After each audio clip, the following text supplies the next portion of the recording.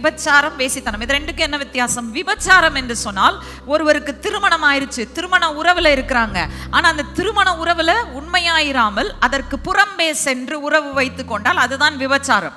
வேசித்தனம் என்பது பொதுவாக திருமணம் செய்யாமலேயே தவறான உறவிலே இருப்பது வேசித்தனம் என்று அழைக்கப்படுகிறது. ஆனா இது ரெண்டுலயுமே பார்த்தீங்கன்னா சரீர பிரகாரமாய் சரீர உறவு கொண்டு தன்னை ஏற்படுத்தினதற்கு மாறாக வேறொன்றிலே ஈடுபடுவது தான் இந்த பாவம் அப்படின்னு சொல்லி நம்ம பார்க்கிறோம். எல்சி டேனியல் சொல்றாங்க விபச்சாரம், வேசித்தனம் இது கிறிஸ்தவ மதத்தில் ரொம்ப பெரிய குழப்பமாக தான் இருக்குது. விபச்சாரம்னா ஆண் வந்து பெண்ணோட உடலுறவு கொண்டுதான், பெண் வந்து ஆணோட உடலுறவு கொண்டுதான், அதுதான் விபச்சாரம். அப்புறம் வேசித்தனம் என்னென்ன?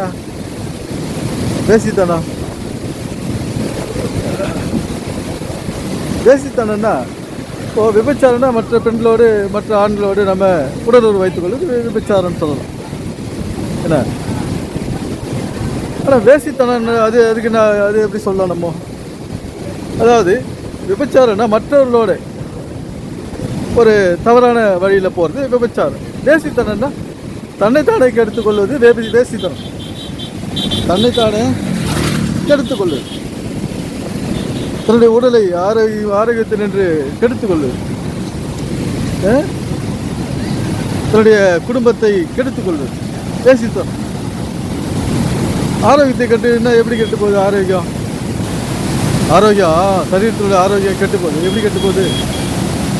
அது சரீரத்துக்கு தேவையான உறக்கம், ஓய்வு, உழைப்பு, உணவு கொடுக்கலன்னா கெட்டு போகுது. என்ன விபச்சாரம், வேசித்தனம் பைபிள் இதுக்கு சரியான விளக்கத்தை இது வரைக்கும் யாரும் கொடுக்கல. அதனால் இந்த ரெண்டு வார்த்தைகள் நமக்கு பயன்படலை. விபச்சாரம்னா மற்றவருடைய நேரத்தையும் காலத்தையும் கெடுப்பது. எப்படி இப்போ ஆலயம், கட்டிடம், சபை, பாட்டு, கூத்து என்று மற்றவருடைய வாழ்க்கையை நேரத்தை வீணடிக்கிறாங்க. இது விபச்சாரம்.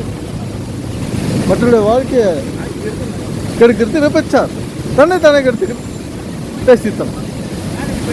தன்னுடைய ஆரோக்கியத்தை கெடுத்துக்கிறது, தன்னுடைய தூக்கத்தை கெடுக்கிறது வேசித்தனம்.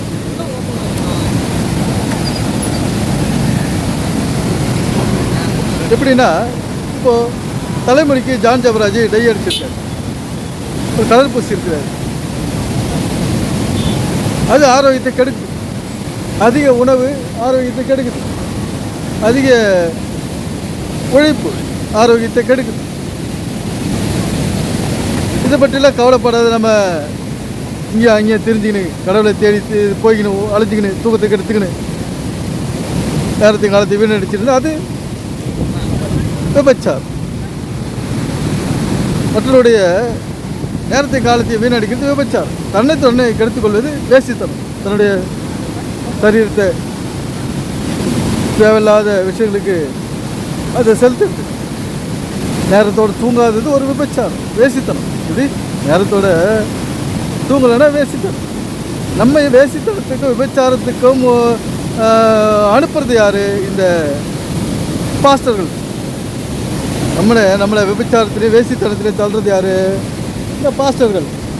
என்ன இவங்கக்கிட்ட இருந்து நம்ம எச்சரிக்கையாக இருக்க வேண்டும்.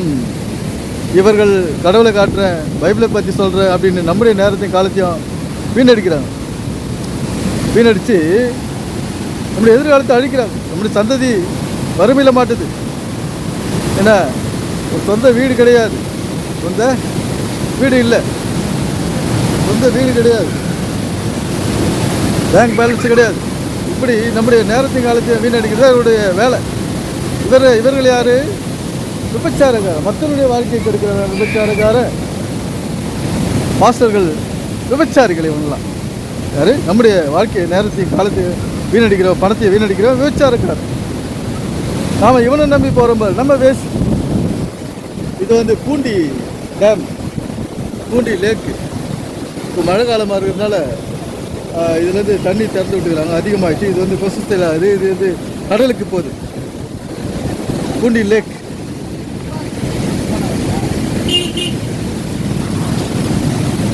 நிறைஞ்சி கடலுக்கு போகுது. டேம் திறந்து விட்டுக்கிறாங்க.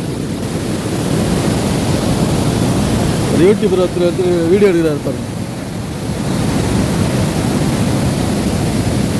நன்றி, வணக்கம் நண்பர்களே.